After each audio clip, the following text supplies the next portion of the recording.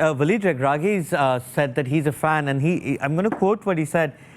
He said, France made me dream in 2018 with the way they played. Deschamps understood how to do it. Let's stop with statistics. Could you talk a little bit about what Walid means about Deschamps there, and what we know about the Moroccan coaches' coaching philosophy as well? Yeah, I mean, for me, Regragui is one of the stories of this tournament. When you think that this is only his 9th game in charge, and he's 90 minutes away or 120 minutes away from qualifying for the World Cup final. I mean, I don't think anybody in the history of the game would have reached a World Cup final with only 10 games as the head coach of the national team. But he's capable of doing it. It's an incredible story that I will mention a little bit after. But to answer your first question, I think he referred to the way France played in 2018, of course, but for what Deschamps says and repeats all the time, you win World Cups with your defense. You can have the best attacking players that you can. You can have Messi, you can have Neymar, you can have Cristiano, you can have anything you want. If you don't have a strong defense, you're not going to win this World Cup.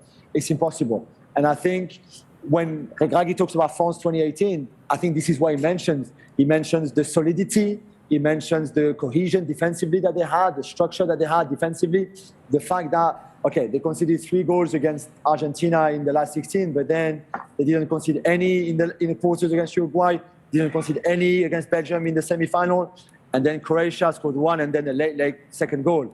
And I think Regragui is right, and that's why this Moroccan team is so solid, so strong defensively. And how did they get here? They got here with the defense, exactly like what Regragui found out with France in 2018 and from Deschamps. And this is the kind of manager that Deschamps is anyway. And Deschamps has no shame about it. He says, of course, we could be a bit more expensive. Of course, we could try to play a bit more. But this is not Deschamps' philosophy. And Deschamps doesn't think that this is how you win a World Cup. And don't forget, Deschamps won the World Cup as a player in 1998 with France based on the defense. They had the best defense in the world. Yet they had Zidane and Djorkaeff and all the other players, Thierry Henry and all of that. But mostly they won that World Cup with a defense. And I think that's what Regragui wants to do. And just quickly on Regragui, it's a special game for him because he was born in Paris. He's a Paris-born and bred guy. He lived all his life in France from Moroccan parents and Moroccan descent, of course, and roots. But it's a special game for him. He's someone who was very intelligent as a player. He played for Ajaccio, played for Toulouse in Ligue 1. I think had 45 caps for Morocco all in all. Very clever, very intelligent, high football IQ. And it was very obvious from a very young age that he would become a manager. And what's funny, just to finish on that, his first coach, he was born in Corbeil, which is in the suburbs of Paris. And that team was a good team, grassroots team, really good. I played against Regragui's brother. And they had a good team in the 5th division. Their first team was in 5th division.